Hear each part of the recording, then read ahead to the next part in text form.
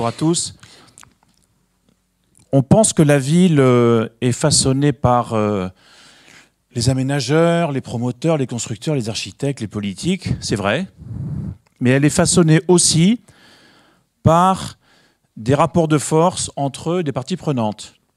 Et je vais vous proposer quelques minutes de réflexion, j'ai que 8 minutes moi aussi, sur un axe marxiste, le partage de la valeur. Et le partage de quelle valeur? Le partage de la valeur auteur. La ville est un enjeu, l'espace de la ville est un enjeu pour deux clans, deux familles. Alors ce n'est pas les gibis et les Shadocks, c'est les cols et les indes. Les cols, CO2L, c'est les collectifs. Et les indes d'individuels, ce sont les gens qui habitent dans une maison individuelle. Et l'espace de la ville qui grandit, il est mis en compétition. C'est un enjeu pour les cols d'un côté, les indes de l'autre. Alors qui sont les cols et les indes? Les indes, ce sont ceux qui habitent dans un logement individuel. Leur devise, c'est les 4 M. Ma maison, mon jardin, ma voiture, mon garage. L'horizon des indes, c'est le bout du jardin. C'est les tomates, c'est les dahlias quand on en a. Les indes sont en général propriétaires. D'ailleurs, les indes transmettent à leurs enfants la propriété.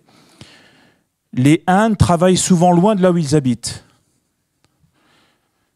Les cols, eux, leur devise, c'est plus c'est haut, plus c'est beau. Et ils habitent évidemment dans des logements collectifs, ce qu'on appelle des immeubles. Les cols sont propriétaires ou locataires, peu importe. Et ce qui est intéressant, c'est de voir comment grandissent ces deux clans. Le clan des indes, lorsqu'il s'expande, lorsqu'il grandit, il grandit à côté. C'est-à-dire qu'à côté des indes, on met des indes, d'où l'étalement urbain. Les cols, comment ils grandissent? Ils grandissent en hauteur. Ils aiment bien être les uns au-dessus des autres. Quelle est la contribution des cols et des indes au partage de la valeur spatiale et en particulier de la hauteur? Les indes, ils vivent au sol, donc ils consomment de l'espace au sol. Et ils coûtent donc cher.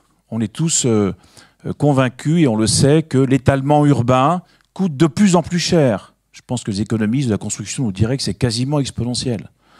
Alors qu'au contraire, les cols, lorsqu'ils poussent en hauteur, on intuite assez facilement que le rendement, la productivité de la consommation foncière est positif.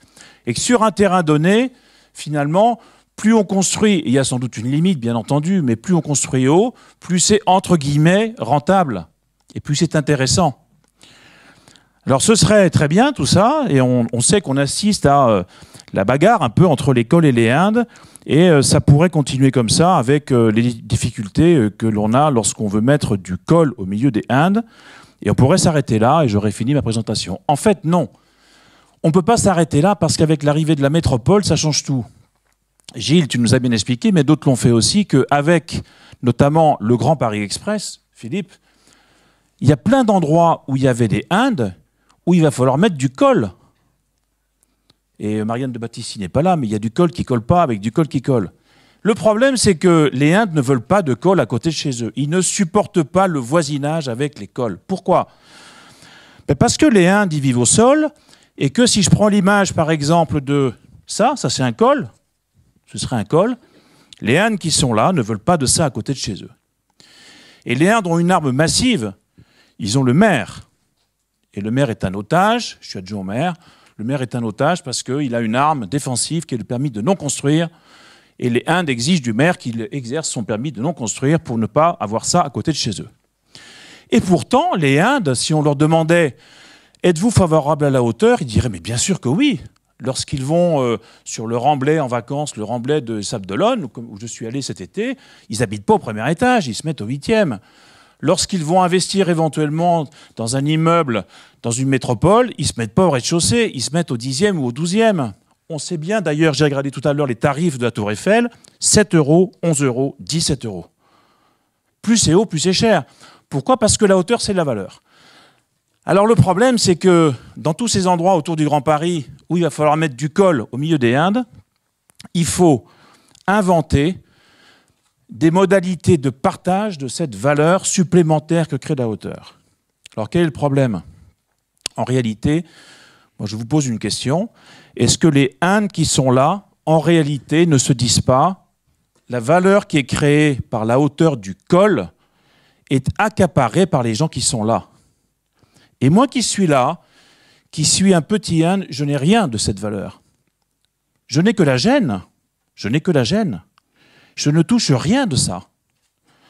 Donc la question que je pose, est-ce qu'on pourrait imaginer que les cols que l'on construit à côté des Indes redonnent une partie de la valeur qui est créée aux Indes? Alors la valeur, ça peut être quoi? Je commence par le bas et je monte. Le bas, ben, c'est le capital. C'est la copropriété.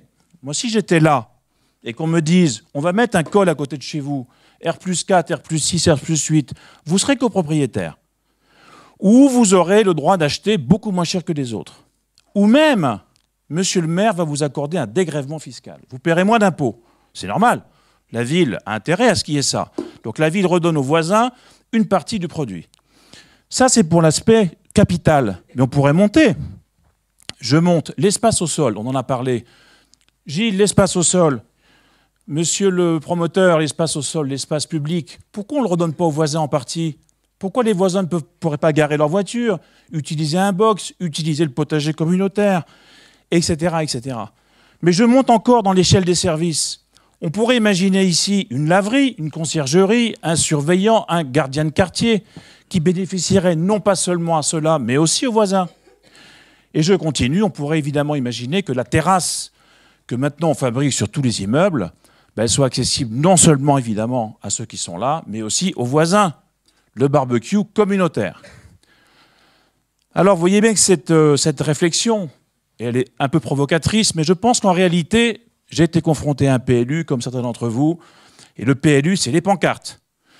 Et oui, je pense que si on savait, et quand je dis on, c'est nous tous, hein, si on savait inventer de nouvelles transactions entre ceux qui sont là, je dis qu'ils sont là, ils n'y sont pas encore d'ailleurs, parce que quand on construit, ils ne sont pas encore là, alors que les Indes sont déjà là.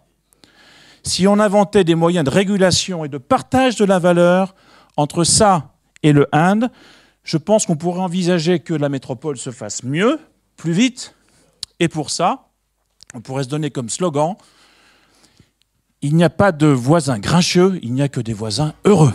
Bravo. Merci.